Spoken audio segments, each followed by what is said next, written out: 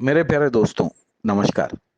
दोस्तों, आज मन थोड़ा सा व्यथित है।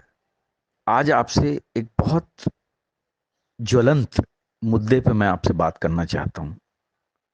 जो मुद्दे मेरे संज्ञान में अभी कुछ दिनों के भीतर ही आए हैं, और शायद आपके भी जो है संज्ञान में ये मुद्दे जरूर आए होंगे, या आपने कहीं ना कहीं पढ़ा या देखा जरूर होगा कि ऐसी घटनाएं हमारे समाज में, हमारे आसपास घट रही हैं, लेकिन फिर भी हम इन घटनाओं से अनजान बने हुए हैं। दोस्तों, सबसे पहली घटना जिसका जिक्र मैं करना चाहूंगा, मैं देखिए नाम जगह का या लोगों का नाम अपने इस बात में या अपने संवाद में नहीं लेना चाहूंगा, क्योंकि मैं नहीं चाहता हूं कि अननेसेसरी में किसी की भावनाएं आहित हों, या लोग ये कहें कि साहब हमारे शहर को, हमारे प्रदेश को आप बदनाम करने के लिए इस प्रकार की बातें कर रहे हैं। सिर्फ मैं घटनाओं का जिक्र आपसे करना चाहूंगा। वो घटनाएं इस प्रकार हैं कि मैंने जो पढ़ा या मेरे संज्ञान में आया कि एक वृद्ध महिला अपने जवान बेटे की लाश को लेकर शमशान के बाहर रात भर बेचारी बैठी रही, इस उम्मीद में कि कोई दयावान आएगा और उस गरीब महिला के बेटे का अंतिम संस्कार जो है करवा देगा। महिला गरीब थी, उसके पास पैसे नहीं थे कि वो अपने जवान बेटे का, जो कि उसका सहारा था, उसका अंतिम संस्कार करवा सके। इसलिए बेचारी को रात भर शमशान के बाहर बैठना पड़ा।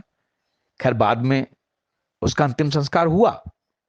दूसरी घटना यह थी कि आपने भी देखा होगा एक फोटो कि एक महिला ग्रामीण अंचल से अपने पति का इलाज कराने शहर आती है। उसके साथ उसके छोटे छोटे बच्चे होते हैं। बच्चों के पैरों में चप्पल नहीं थी, जूते नहीं थे, तो अपने बच्चों को शहर की अस्पताल की जो फर्श थी उसकी चिलचिलाती धूप से या चिलचिलाती तपिश से बचाने के लिए उस महिला ने अपने बच्चों के पैरों पर पॉलिथीन लपेट दी थी। और वो बच्चे पॉलिथीन लपेट कर भी उतने ही खुश थे जितने कि शायद एक अमीर आदमी का बच्चा जूता पहनने के बाद खुश होता है। और तीसरी और भी हृदय विदारक घटना थी कि जिसमें एक गरीब बाप अपने बेटे का जो शव था, एम्बुलेंस न मिल पाने की वजह से उसको थैले में रखकर एक बस के द्वारा सफर करने के लिए मजबूर हुआ। और बाद में बस वालों को जब पता चला तो उन्होंने भी उसको अपनी बस से उतार दिया और फिर उसको पैदल ही अपने गंतव्य तक जाना पड़ा। तो दोस्तों, ऐसी बहुत सारी घटनाएं हमारे अगल बगल होती हैं, हमारे समाज में होती है, और हमें पता नहीं चलता है। लेकिन जरा सोचिए कि एक मनुष्य के रूप में, एक समाज के रूप में हम कितने भावविहीन हो चुके हैं, हृदय विहीन हो चुके हैं कि ऐसी घटनाएं हमारे कान में जूं तक नहीं रेंगाती, हमें फर्क ही नहीं पड़ता। क्योंकि ये सारी घटनाएं उन गरीब लोगों के लिए हैं, या उन गरीबों के साथ घटित हुई हैं जिनका कि हम सोचते हैं कि हमें इनसे क्या लेना देना है। लेकिन सोचिए, क्या ये गरीब हमारे समाज का, हमारे देश का, हमारे धर्म का, हमारे कहते नहीं कि हमारे आपस के लोगों का ये अंग नहीं है? क्या इन गरीबों के बिना हम अपने देश की परिकल्पना कर सकते हैं? क्या ये गरीब हमारे समाज का अंग नहीं है? आखिर क्यों हम इतने भावविहीन हो जाते हैं, इतने कर्तव्य विहीन हो जाते हैं, इतने हमें दूसरों का दर्द जो है, अपना दर्द समझ नहीं आता है। आप याद करिए, हम सुनते थे बचपन में, हमारे पिताजी या हमारे जो बुजुर्ग लोग थे कहा करते थे कि पहले गांव की बेटी सबकी बेटी होती थी, गांव की बहू सबकी बहू होती थी। लोग उसी तरीके से संस्कारित होते थे, एक दूसरे की इज्जत करते थे। गांव में एक बारात आती थी तो सब मिल के पूरा गांव उसका स्वागत करता था। और आज आज हम जाति में, धर्म में, वर्ग में, आरक्षण में, संप्रदाय में इतना ज्यादा बढ़ चुके हैं कि साहब हमें इन बातों से कोई फर्क ही नहीं पड़ता। अगर हमारे आंखों के सामने भी कुछ हो रहा है, अब सोचिए, वो वृद्ध माँ जो शमशान के बाहर बैठी होगी, क्या उसको लोगों ने नहीं देखा होगा? क्या वो अकेले बैठी थी? नहीं। लेकिन किसी ने मदद करने की नहीं सोची।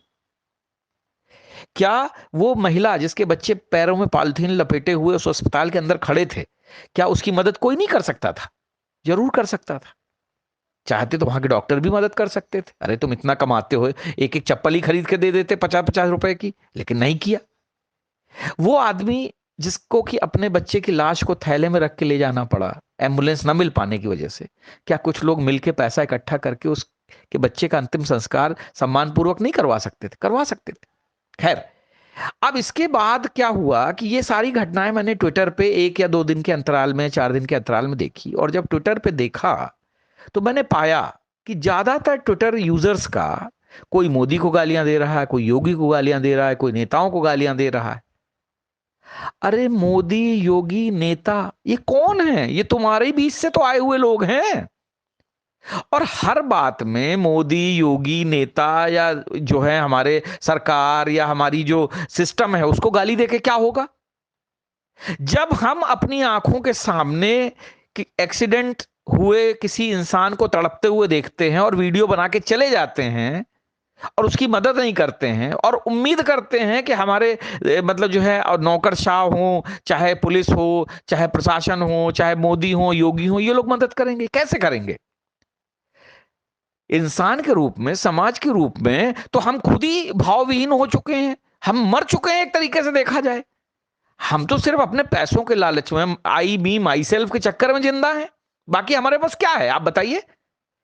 हम जब दूसरों के दुख से दुखी नहीं होते, हम दूसरों की खुशियों में अपनी खुशी नहीं ढूंढते, जब हम अपने समाज में किसी गरीब के साथ होते हुए अन्याय को, अत्याचार को देखकर हमें कोई फर्क नहीं पड़ता, तो इंसान के रूप में तो हम जिंदा है ही नहीं।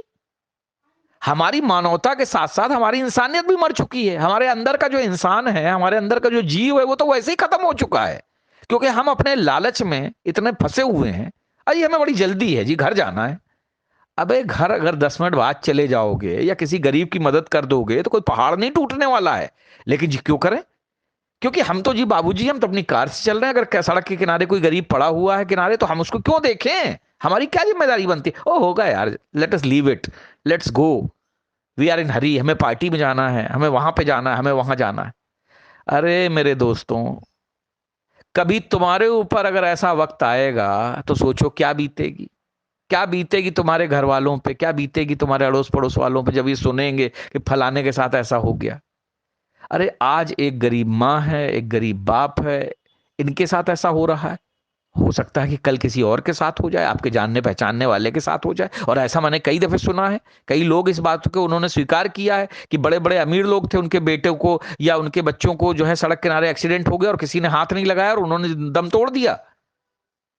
तो दोस्तों, एक दूसरे के लिए हाथ बढ़ाना सीखो। समाज की जो जिम्मेदारियां होती हैं, इंसान की जो एक दूसरे के प्रति जिम्मेदारी होती है, उसको निभाना सीखो। सरकार पे, नेताओं पे, अफसरों पे, प्रशासन पे, पुलिस पे भरोसा रख के मत बैठो। ये तो तभी पहुंचेंगे ना जब इनको पता चलेगा। लेकिन जब सबसे पहले आपको पता चला तो आपने क्या किया? ट्विटर पे गालियां देने, फेसबुक पे गालियां देने से क्या होगा? तुमने क्या किया ये बताओ। उसके बारे में कोई कुछ नहीं कहना चाहता है। क्यों? क्योंकि हम तो जो है बस जी, पर उपदेश कुशल बहुतेरे, हम मदद नहीं करेंगे। ये मदद करने का काम तो पुलिस वाले का है। अरे अभी मैंने कुछ दिनों पहले एक वीडियो देखा था जिसमें एक आर्मी की गाड़ी में आग लग गई थी। आर्मी के जवान किसी तरीके से जलते हुए हाथों को लेकर उस गाड़ी पे लगी हुई आग बुझाने की कोशिश कर रहे थे। हाईवे का दृश्य था, अगल बगल से हजारों गाड़ियां निकल रही थी। किसी गाड़ी वाले ने रोकने की कोशिश नहीं की, ना ही मदद करने की कोशिश की कि आर्मी के जवानों की हम मदद कर दें। जबकि यही आर्मी, चाहे आप बाढ़ में फंस जाएं, चाहे तूफान में फंस जाएं, चाहे साइक्लोन में फंस जाएं, या दंगे में फंस जाएं, फसाद में फंस जाएं, तो यही आर्मी वाले अपनी जान पे खेल के आपकी जान बचाते हैं। और ये हाईवे जो था वो किसी न किसी नॉर्थ इंडिया के स्टेट का था। लेकिन साहब हमें कोई फर्क ही नहीं पड़ता। अजी हम तो बहुत जल्दी में हैं, हमारे पास समय नहीं है कि हम गाड़ी रोक सके। हाँ, वीडियो बनाने के लिए हमारे पास समय था, क्योंकि उस पर लाइक आएंगे, हमारी जो है वो क्या बोलते टीआरपी बढ़ेगी। तो साहब इस मानसिकता से बाहर निकलिए। कुछ अपने देश के लिए, समाज के लिए, अपने इंसान के लिए, जो दूसरा इंसान है, सामाजिक प्राणी है, उसके लिए कुछ सोचिए, मदद कीजिए, एक दूसरे के लिए खड़े होइए। अरे एक दिन 100 रुपए, 200 रुपए खर्च कर दिए तो कोई आफत नहीं आने वाली है। और जैसा कहा गया है ना कि तुम अगर 1 पैसा दोगे तो 10 लाख देगा, वो देगा। बट आप सच्चे मन से मदद तो करिए। जय हिंद, जय भारत।